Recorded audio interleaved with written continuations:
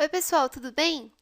Hoje eu tô aqui para passar para vocês a parte de conceitos de Gestalt, dando continuidade aí às nossas aulinhas de teorias do design.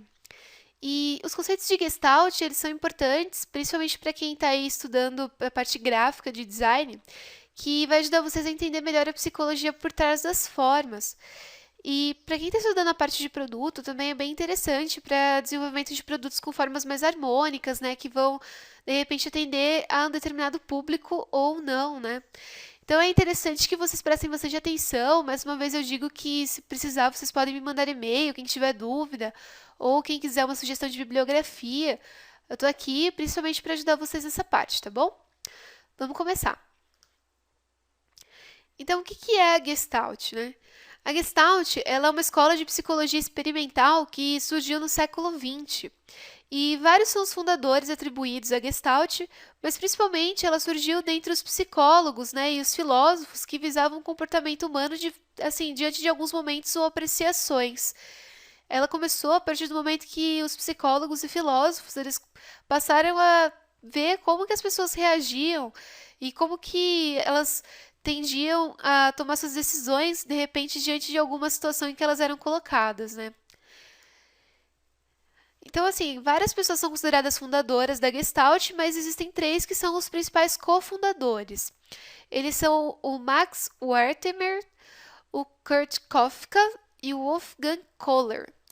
Eles têm livros falando de Gestalt, quem quiser pode procurar, mas quem realmente começou com as ideias que deram origem à Gestalt foi o filósofo vienense von Ehrenfels.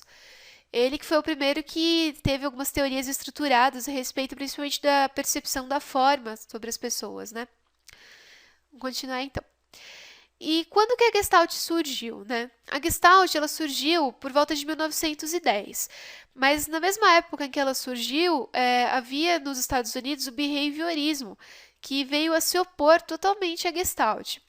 Para vocês saberem o que é o behaviorismo, ele provém do termo inglês behavior, que significa comportamento, conduta, e ele se originou em 1913. É uma escola de pensamento funcionalista e começou com os estudos do John B. Watson, que é o principal fundador, e do Friedrich Skinner. O behaviorismo ele tem ideias totalmente opostas à Gestalt, né? A Gestalt ela dominava os estudos da psicologia na Alemanha, datada desde 1910 pelos seus fundadores, que eram aquelas pessoas que eu falei antes para vocês. E independente, ela se opunha ao behaviorismo em vários conceitos. Então a gente tem o que? O nascimento da Gestalt e do behaviorismo, eles são similares, eles nasceram entre vários psicólogos, entre filósofos, mas eles têm algumas diferenças. E quais que são essas diferenças? Os behavioristas, eles estudavam como os eventos ambientais, que eles consideravam como estímulos, influenciavam nas respostas das pessoas. E o que são essas respostas? É o comportamento das pessoas, as aptidões e os traços de personalidade. Então, os behavioristas, eles acreditavam que o meio, ele influenciava a forma como a pessoa tendia a reagir e a desenvolver sua personalidade. Já a psicologia da Gestalt, ela também era conhecida como psicologia da forma. Os gestaltistas, eles queriam saber qual era o significado que os seres humanos atribuíam aos objetos e aos acontecimentos do mundo. E como que esses objetos e acontecimentos, com esses significados atribuídos, influenciavam na forma como essas pessoas desenvolviam sua personalidade, como elas desenvolviam sua percepção, como elas solucionavam problemas e como se dava o pensamento dessas pessoas. Então, a Gestalt, ela, por ser considerada a psicologia da forma, ela estuda o motivo pelo qual algumas formas agradam mais que outras. Então, como que as pessoas atribuem os significados a essas formas e como elas lidam com essas formas depois, né? Esse é o principal objetivo do estudo da Gestalt. E vocês sabiam que a Gestalt ela é considerada por muitos um método, teoria e base para o desenvolvimento de projetos tanto na área gráfica como em produto? Então, essa psicologia ela é considerada assim porque ela extraía dados de rigorosas experiências ligadas à percepção humana.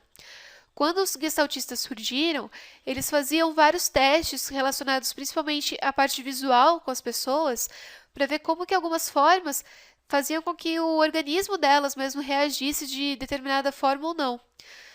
E afirma ainda o autor Schultz que a fenomenologia, que é um movimento ocorrido na filosofia, ele influenciou a Gestalt.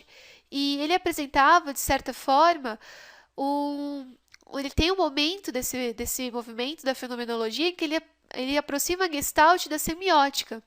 Quem assistiu a aula de semiótica vai ver que alguns princípios da Gestalt, que eu vou falar para vocês, têm a ver com muitas coisas que eu disse da semiótica. Tendem a ser parecidos com a forma como a gente entende os signos e atribui a eles os significados, né? Como já disse anteriormente.